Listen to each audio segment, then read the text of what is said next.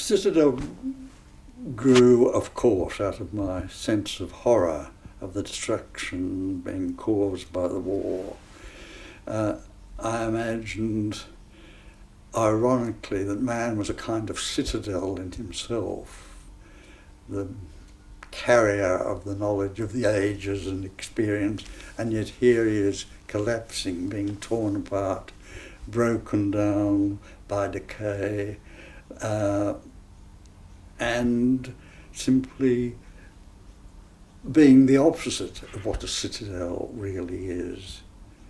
It's the notion of collapse and decay, and with it the horror of decay. It is, I suppose, a direct response to feeling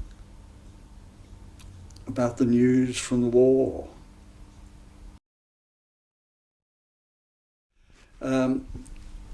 This was just at the beginning of the war. This painting was made and exhibited, I think, in 1940, but I think the original drawings and ideas occurred in 1939.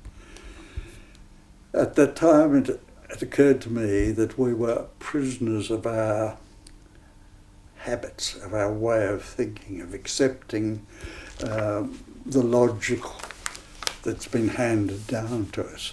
And I thought this could corrode away our ability to respond directly to experience.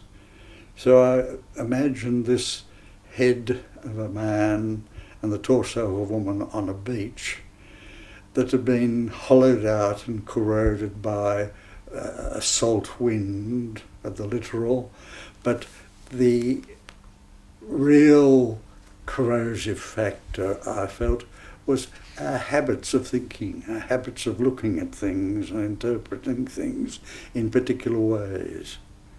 That was the sort of basis, I think, on which I did that painting.